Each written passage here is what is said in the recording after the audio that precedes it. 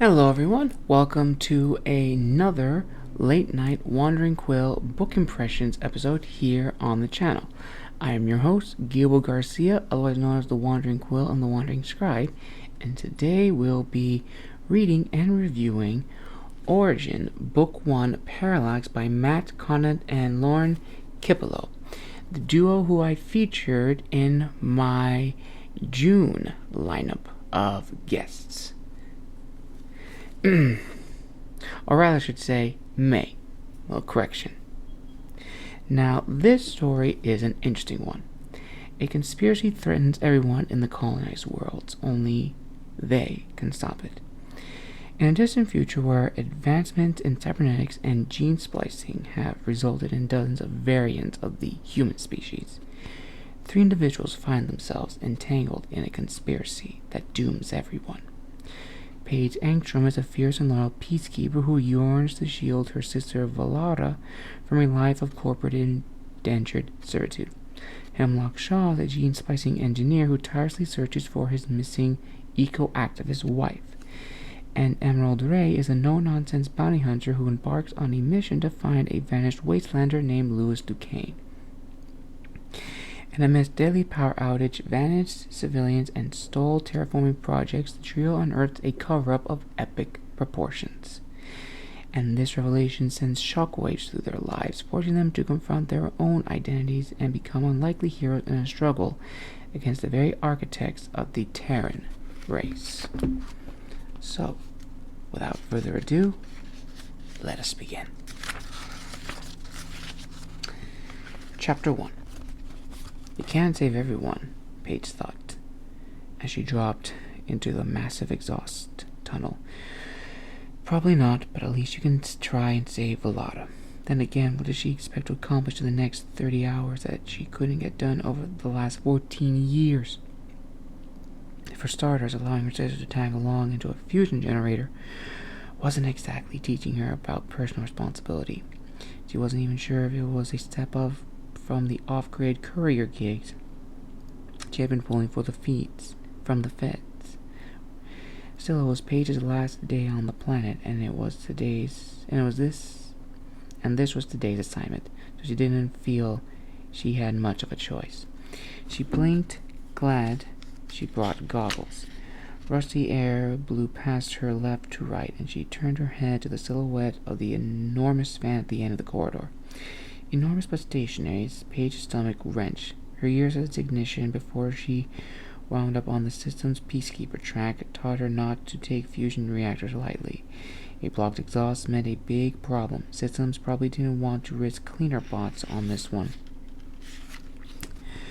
Metal clanged behind her. Volara dropped down the hatch, the teenager's tendrils instinctively checking the floor around her for imperfections. She had goggles strapped around her tentacled hair, and she hadn't put them over her eyes since they left for home. Pollux! Volara's eyes widened. The Maid's head fin extended, and she beelined for the giant fan, more likely for the view offered beyond. Paige had always envied Volara's vision, the gene-spliced engineer to reduce glare. Careful! Paige ran after her, the wind at her back as she crunched on decades-old rust.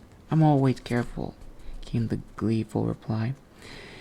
Even given her comprehensive peacekeeping fitness regime, Paige couldn't keep up with Volara. She could always switch on her nerve stunt, but that seemed reckless considering the crash that would inevitably follow.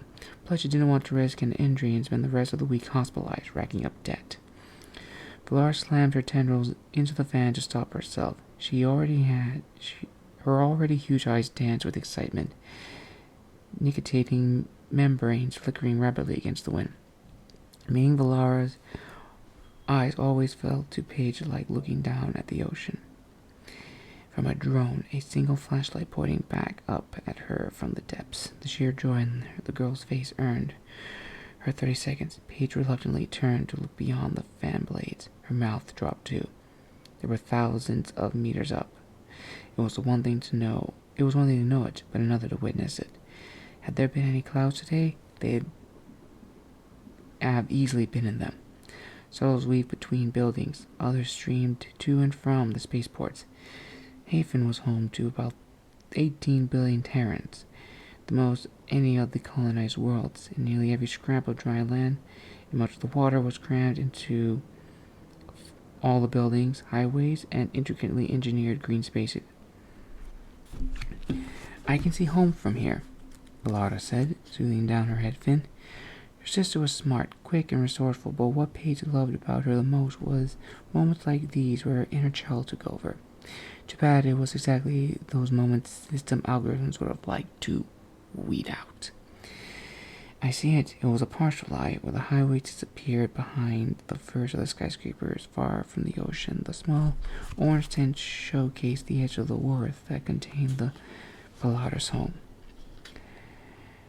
These moments were hard to come by, moments to experience how the other half lived, even if it was from an exhaust pipe underneath the city.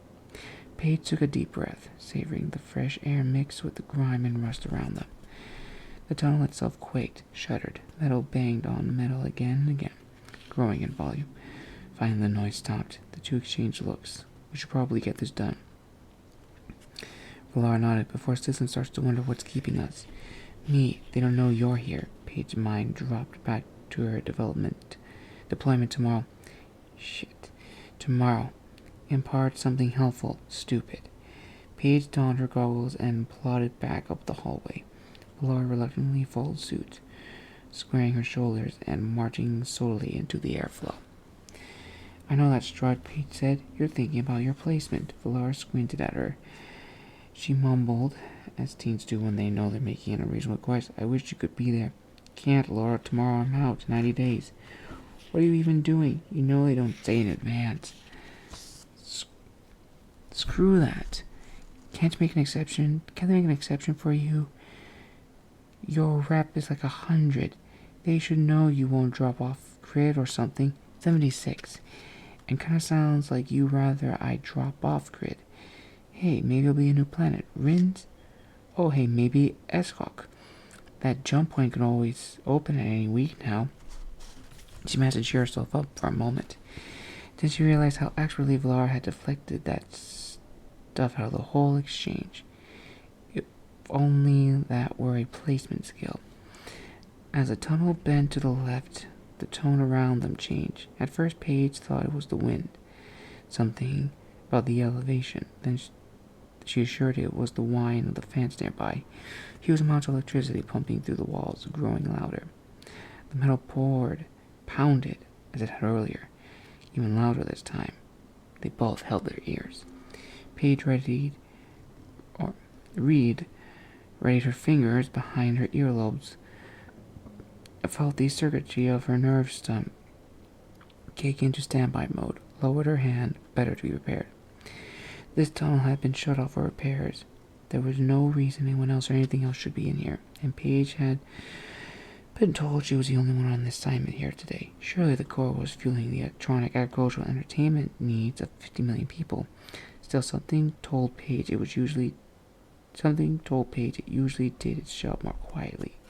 Paige saw inklings of fear in Volara's eyes. Paige tapped Volara and pointed to her eyes. Be ready. Volara made a karate stance. Smart ass. So that was a goal. Make her feel like part of the squad. Replace fear with determination. Purpose. Remember when you were a courier? We used to deliver to the dropships and swim in the runoff? Paige laughed. You swam in the runoff. I had work to do. Besides, that water was disgusting. Volara laughed. Okay, but you always hack that old shiny grape machine on our way out. We clean it out. They put a new security measure on it by next week. But you always figured it out. Paige laughed. Shiny grapes caught enough of my credit over the years, and you love those little caramel sea salt things. I just think you like puzzles, and systems wasn't giving you enough to work with. Paige grinned. Lara was a pain in the ass, but she was sharp sometimes. So I couldn't you say a courier?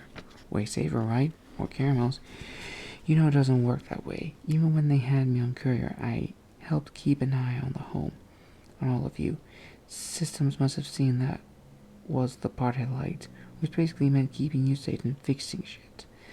So they slotted me to do technician. They put me here. She lifted her arms, forgetting she hadn't worn her ubiquitous Kurnic armor today. Peacekeeper, baby. Protecting is protecting, I guess. Except now the people I protect show a little gratitude on occasion. Volara smirked. You know you love me, sucker. Around the corner felt like walking through a pinball game. A number of passages like theirs converged in the tunnel before them. Enormous metal tails shunned the intersection, extending floor to ceiling. Some resembled boat rudders, others more like the bow of a ship. Paige tried to reason it out. The fusion core was directly under the center of the arcology. These events must flow across the entire underbelly like a catacomb. Systems could probably use the rudders to shut off one exhaust port or another for maintenance. Speaking of paths, here we go. Volara grumbled out the words she heard 100 times. Yeah. If I haven't found a career choice by 15, Mother and Father will be delighted to help me pick one. Well, bartender sure is. It is not your calling, right? I hope not, Volara mumbled, kicking at the dust. Volara was the oldest child left in the home. But that wasn't entirely her fault. Paige was the oldest of their class. Volara was the youngest. Others had been placed, customer service, envoy program, medical, whatever. Or otherwise discovered a natural inclination by 12, sometimes 9 or 10. The mother and father, as they were programmed to do, could subtly guide them down the path. But Laura, the girl loved and hated everything equally, must have landed on the dead center of every scale somehow. Paige was convinced it was her attention span. Paige pulled up her comms, specifically signaling the flashing red air quality warning. Nothing she could do about it. She projected a map of the tunnel system into the air, sharp and crisp thanks to the sheer density and speed of particulates blowing past them. The core was kilometers in front of them, and they weren't headed to the core. They were clearing an obstruction from the exhaust. Maybe that was the noise they heard. The core had been malfunctioning, or rather functioning at 97% efficiency as opposed to its 98 default. And every percentage was worth 600,000 credits a week to systems. Paige checked their position on the map. How much fought? Volara begged, but ended up choking on dust. Paige started, but choked again, the dust blowing past even more visibly and rapidly now. Volara wrapped her tendrils over her mouth. Paige wished she knew sign language or had one of those hogs that let comms straight into each other's brains. Then Paige remembered. No such a peacekeeper garb today. That meant she had more room to mod. Long sleeves athletic wear top, old jogging pants, and work boots. She turned away from the dust for a moment and ripped one of her sleeves off her shoulders, wrapping it around her nose and mouth. We might have to go back, she shouted. Volara coughed through her tendrils. Volara was being a trooper. Aquatic splices had a tough time with the dryness in and around Worth. Volara always carried hydration packs in case of emergencies. The Megan equivalent of an EpiPen, only protecting from desiccation. It didn't do much as far as breathing went, though. She also comes straight from her bartending job. And she was black sleeveless tee and cargo pants were corporate property. Even so, her sister tore off a strip of her midriff, wide enough she could double layer it against the dust, and wrapped it into a mask. Paige cringed. That would set her back at least a day's wage at the certs. Let's get these things done, Volara shouted. It's not like anyone lives here. It's more dust than air. What are we worried about? Paige shrugged, metal crashing against metal as though on cue. Whatever that sound is. My guess? A fusion core, Volara shouted, then continued forward. Too bad there are no job openings for residents, smartass. Richard probably got some. Doesn't that interest you? Paige tried. Volara glared at Paige and then turned back in front of her. What's that? The girl sprinted forward, disappearing into the dust in an instant. Damn my eyes. And damn her eyes. They probably hired a Myron for this in the first place. Paige took off in a blind run after her. Her silhouette finally emerged. She was staring at a rust lever at the far end of the wall. The lever was grinding and whining, attached to some sort of machinery within the walls. Why would there be a lever in an exhaust vent? Paige asked, more to herself and Volara. This isn't a habitable area. No one comes here. Maybe it's not supposed to be here, or maybe it's an override in case of this exact thing. What's your comm say? Paige's comm bloomed into a stinging brilliant blue against the dim reddish dust. of the tunnel. Paige turned down the brightness and let her eyes adjust. A red dot on the hologram was pulsing. This is where it was supposed to be. So this is what needs fixing, Volara said, and grabbed the lever. She threw her weight into it and wrenched it down. It jerked one notch. Wait! Paige shouted, throwing all her weight into the magazine. Corvus, Volara toppled to the ground. More surprised than angry, Paige pointed to the glow across the tunnel. The main tunnel bent around to the left, but directly in front of them. What they thought had been a wall was in fact gears, pistons, and a carefully calculated sealing system. It was a blast door. It creaked and groaned, the sound of metal holding back fire. Paige pointed to a small display above the lever. It seemed to feed from a camera on the other side of the door. Walter dusted herself off and joined Paige, staring at the display as a streak of fiery exhaust from the core blew by. Pollux, yeah. If we had opened the door, Volara said. If you had opened that door, Paige emphasized. For a moment, Volara had no words. Then she wrapped her tendrils into a tight ball. How's any spy supposed to know that? We flip that switch, the door opens, plasma blows down here instead of down there, and we get fried by a Terran-made star? That's ridiculous. Who's supposed to do this job? Trained engineers who know the timing, who have an instruction manual, who bring the right tools, and who can wait to trip this until they're out of the way. There's no way systems would send you on a suicide mission. I know I shouldn't have brought you here. What the hell, Paige? Don't make me feel bad about this. This is your last day in Hampton. You wanted to spend some time together. Help me find a calling, so we're here. She spun in the dust and let the lever grind away. Happy deployment. I'm sure you wanted to be a technician now. Happy? And with that, we will stop here.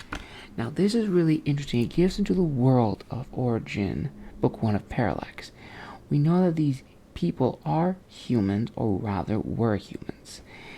Tendrils, splicing, has a little bit of the frag from Rachel E. Beck, but it's not cyberpunk. It's very sci-fi. And we see these people, Paige and Volara, who desperately want to change their fate. But these children have been grown up to be certain things. And honestly, I find that really interesting. Now, this was a really interesting read, and if you couldn't tell, I had to change some of the words for obvious reasons. But if you want to purchase your copy and read the full thing, I will link it down below. Or you can go to my interview with Matt Conant and Lauren Cipollo. And as for the review, this will again be another 4 out of 5. Thank you again for joining us for another late night episode here on the channel. And as always, this is the Wandering Scribe and the Wandering Quill, signing out, asking you all to like and subscribe and comment down below.